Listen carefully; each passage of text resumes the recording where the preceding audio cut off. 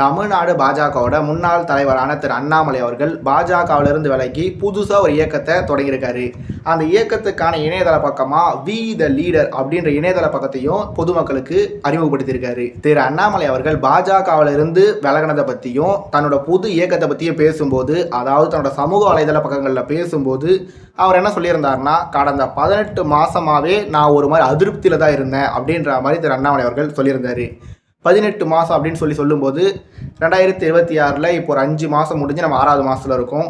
18 மாதம்னா இதில் ஒரு 5 + 1 6 மாதம், அதில் ஒரு 12 மாதம் எடுத்துட்டோம்னா 2025 ஜனவரி மாதம் இல்லை 2024 டிசம்பர் மாதத்துலேருந்தே திரு அண்ணாமலை அவர்கள் அதிருப்தியில் இருந்திருக்காரு அப்படின்னு சொல்லி அவரே சொல்லியிருக்காரு.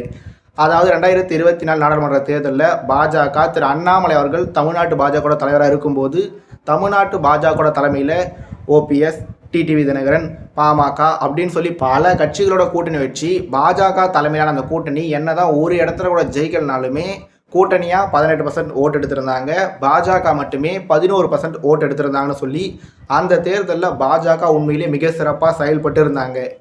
ஆனால் அதன் பிறகு திரு அண்ணாமலை அவர்கள் நான் ஃபாரினுக்கு படிக்க போகிறேன் அப்படின்னு சொல்லி ஃபாரினுக்கு கிளம்பி போனார். அவர் ஃபாரினுக்கு போயிட்டு திரும்ப தமிழ்நாட்டுக்கு வந்ததுலேருந்தே அவர் அதிருப்தியில் தான் இருந்திருக்காருன்றத திரு அண்ணாமலை அவர்கள் தன்னோட பேச்சில் பேசியிருந்தார். அவர் சொன்ன இந்த கடந்த 18 மாத காலகட்டத்தில் தான் திரு அண்ணாமலை அவர்கள் முன்னாடியே சொன்ன மாதிரி ஃபாரினுக்கு போய் படித்து முடிச்சுட்டு வந்திருந்தார். அதன் பிறகு தான் திரு அண்ணாமலை அவர்கள் தமிழ்நாட்டு பாஜகவோட தலைவர் பதவியிலிருந்து நீக்கப்பட்டிருந்தார். அதன் பிறகு தான் திரு நயினார் நாகேந்திரன் அவர்கள் தமிழ்நாட்டு பாஜகவோட தலைவர் ஆகியிருந்தார். இந்த காலகட்டத்தில் தான் அதிமுகவும் பாஜகவும் மீண்டும் கூட்டணியாக ஒன்று சேர்ந்திருந்தாங்க. இந்த காலகட்டத்தில் தான் 2026 தமிழ்நாடு சட்டமன்ற தேர்தலும் நடந்து முடிஞ்சிருந்தது. இந்த 18 மாத காலகட்டத்தில் தான் தமிழ்நாடோட புது முதலமைச்சராக திரு விஜய் அவர்களும் பொறுப்பேற்றிருந்தார்னு சொல்லி இந்த 18 மாத காலகட்டத்தில் எண்ணற்ற நிகழ்வுகள் நடந்திருந்தது. ஆனால் திரு அண்ணாமலை அவர்கள் என்ன சொல்கிறாரு, நான் கடந்த 18 மாதமாக அதிருப்தியில் தான் இருந்தேன் அப்படின்னு சொல்லி திரு அண்ணாமலை அவர்கள் சொல்லியிருக்காரு.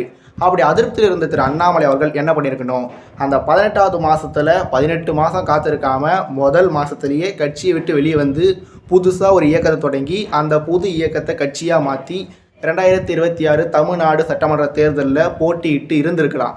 அப்படி அவர் ஒருவேளை போட்டியிட்டு இருந்தால் முன்னாடியே சொன்ன மாதிரி 2026 தமிழ்நாடு சட்டமன்ற தேர்தலோட தேர்தல் முடிவுகள் வேறையாக கூட இருந்திருக்கலாம்.